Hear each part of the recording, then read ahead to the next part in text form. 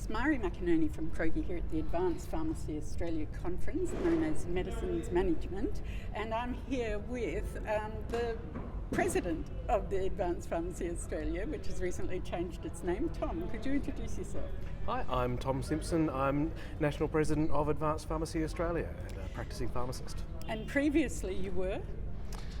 We were previously called the Society of Hospital Pharmacists of Australia. And can you quickly tell us why that's changed? Look, I think over the last 25 years our mission has been less about hospitals and looking at some of those hospital models that now are very much embedded in other care settings. So hospitals really, as a four walls, no longer defined where our members worked or the kind of input that they made. But the other thing that I think is special about our organisation is we actually reflect the entire pharmacy workforce, which isn't just pharmacists.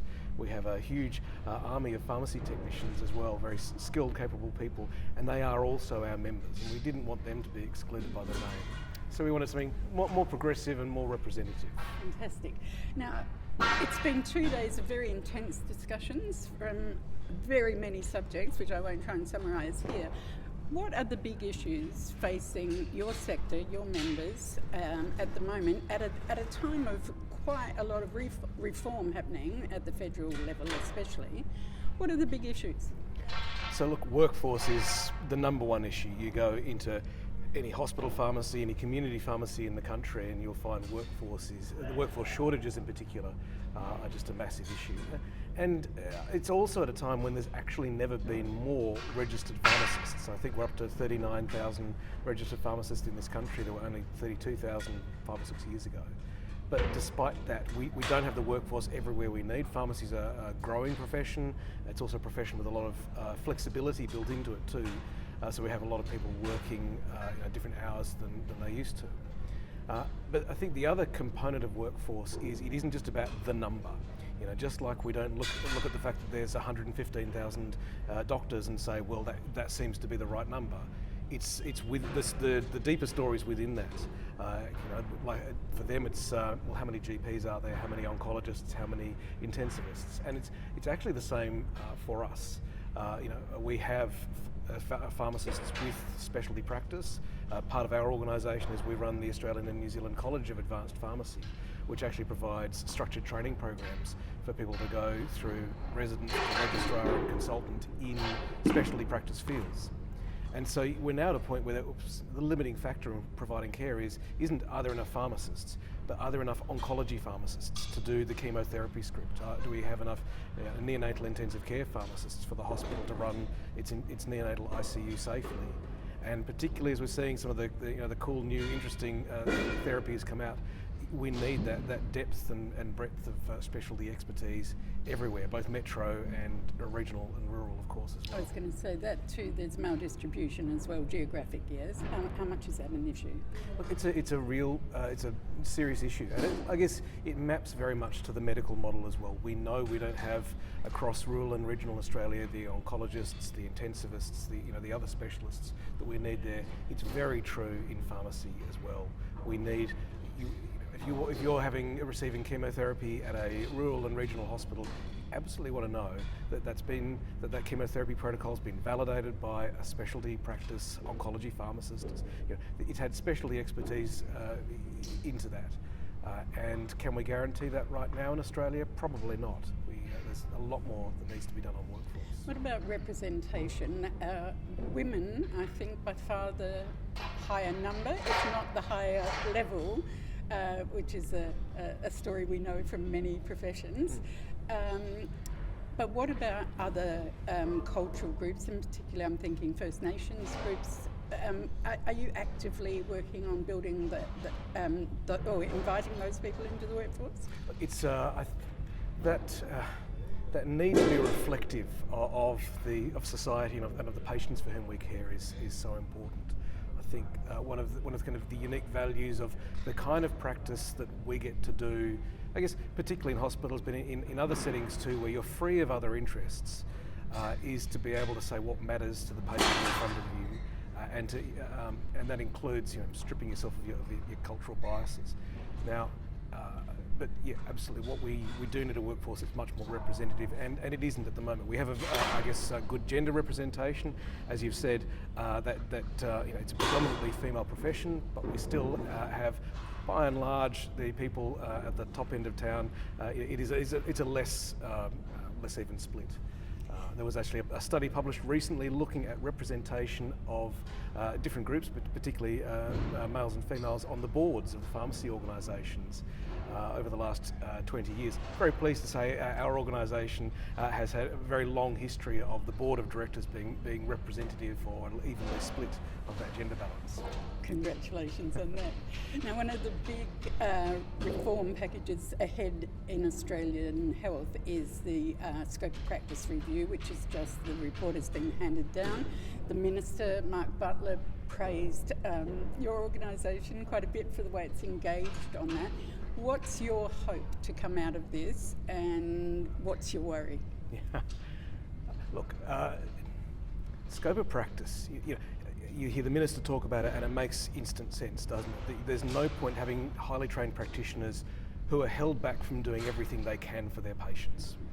And I think there's a couple of lenses to look at that. Obviously in pharmacy, the most common one in the public eye is that issue around pharmacist prescribing, or autonomous prescribing, as some people call it. And that's really important, because that does get to the issue around where access to healthcare is an issue. Then you can open up access by allowing a new group to be able to provide that treatment. So things like UTI treatments in community pharmacies, where otherwise you might wait a week for treatment. Access is the barrier there.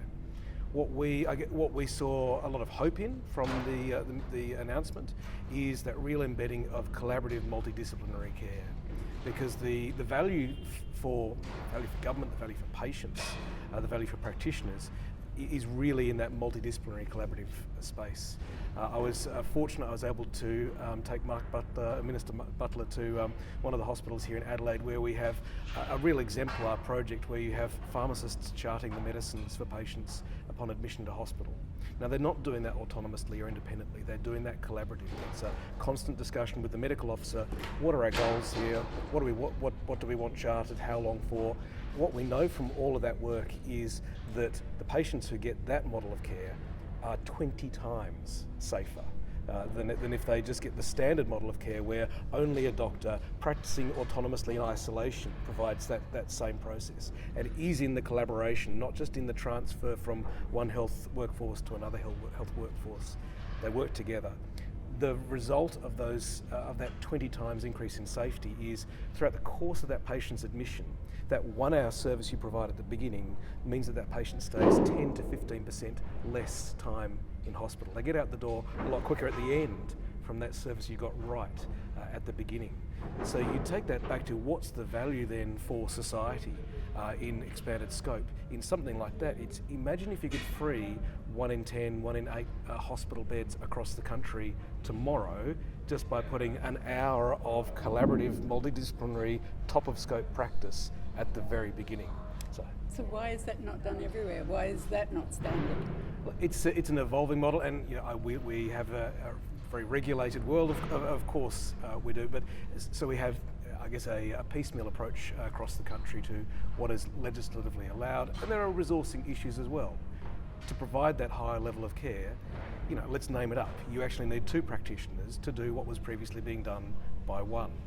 Nonetheless, the value of those weighted those bed days that have been saved at the other end is 10 times greater than the cost of adding in that professional. But I guess that's where it comes back to workforce. Part of the answer to workforce from our perspective too is, as a colleague of mine always says, a rising tide lifts all boats. So it isn't just about looking at what the professional workforce, the pharmacist workforce can do as they lift their scope. Well, what about the support workforce, the pharmacy technician workforce? They need to be able to be empowered and skilled to step up as well and do some of the things that pharmacists previously did. So I practice pharmacy in Tasmania, where we currently have a project underway to upskill our pharmacy technicians to take medication histories. That lifts up their skill, their scope as well, provides a more rewarding career path as well. It also means that our pharmacists then, they're not doing that. They're able to go on the ward round or do some of these other collaborative models. Just like the collaboration between the doctor and the pharmacist getting better outcomes, the collaboration between the pharmacist and the pharmacy technician and the way that they can balance their scopes of practice, it just gives the patient so much of a better experience when we all work together. So that sounds great if it gets picked up. What are your worries with the scope of practice review? Too focused on primary care? Yeah, look, I think there's that temptation, isn't there, to say anything that happens in hospitals and typically other governed care settings is a state responsibility. Everything that happens in primary care is a federal responsibility. I just don't think it's ever that clear cut. And I'd probably look and see a lot of the models of care that we're now talking about, they've actually been in hospitals for years. Partnered charting, that collaborative prescribing process, that's now 12 years old, as opposed to some of the pilots of pharmacist prescribing, which are much shorter than that. So you have to consider both. You have to look at the models that are taking place in one and the other. It's also the same workforce. It's a mobile workforce, whether it's pharmacy or the medical workforce. They're going to be moving from, increasingly, mobile people moving from hospital to community to aged care and back again to academia. It just doesn't make sense to be crossing a boundary of scope every time you cross into a different workplace. But yeah, I think there's a reasonable worry there about how that will be done. There's also still, I'm an optimistic person, as you can tell. Again, in the jurisdiction that I work in, the government there is actually expanding that collaborative model to aged care facilities and even to rural care settings where there might not be a town GP, but there is a town pharmacist, and looking at embedding collaborative practicing arrangements there to ensure that people in those communities don't miss out on access to care. And you are wrapped in Allied Health, you're part of the Allied Health network here. Are you hoping for positive change out of the Allied Health workforce strategy? Is that going to fix some of those problems for you? I'm genuinely of the belief that pharmacy needs its own workforce strategy, and that's not just said with the kind of the arrogance of being a pharmacist and saying we're different. I think there genuinely are different drivers on the pharmacist workforce. I mean, there's different funding models. Pharmacy doesn't have access to the MBS or the NDIS. There's different practice models. Typically, most allied health professions are accessed through a referral model. And pharmacy is it's a large workforce with a well-established regulatory model that sits on top of it as well. And as I was kind of saying earlier around, we have specialisations that you can't just grow a workforce of 40,000 pharmacists and say, job done. And I'm not saying you can do that necessarily for the other allied health professions, but I do think that because a lot of those specialisations are grown in parallel with the medical and nursing models, I think the pharmacy workforce plan needs to be much more aligned with where medicine and nursing models are for workforce as well. Have you got a promise from either side of politics to do that? No, but I'd love to see one. Watch this space. A final question, if I may. Looking back over the last 2 days, what stood out for you? Look, it's a pharmacy event, and if I weren't a pharmacist and I were looking, with my hands pressed against the glass of the convention centre, I'd be thinking, what could possibly be so interesting or fun about a conference that's about medications and science? And look, that's part of it. And I'm a pharmacist. I'm actually really interested by medications and science, obviously, as well. It's the human element. There is an unexpected creativity that I think, particularly in this workforce, where we're dealing with incredibly patient-focused workforce. They're used to sitting in front of a patient and saying, what matters to you? What are the values that we need to meet for you? Not what medications do you want to be taking? What matters to you? And the moment you can see the world through somebody else's eyes, you are applying a creative lens to things. And the theme of this is, it starts with a spark. Again, it's that creativity of, yes, we're evidence-based medicine practitioners. We love our evidence and our p-values. But all that evidence starts with an idea. What if we do this? Let's test that and find out. And you can go backwards scientifically, but you can only go forwards creatively. You've got to start at that point. So I've been I've been really enthused by just some really beautiful presentations. Lots too on the human factors, the how to lead, how to work, how to collaborate in teams. You look at the complex program, and that's probably 20% of the content is actually nothing to do with the medicines or the science, but how we work together, because we are just steeped in team-based collaborative care.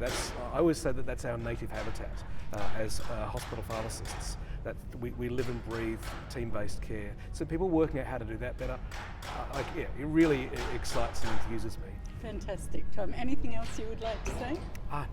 No, thanks for the opportunity. Thank you for the opportunity.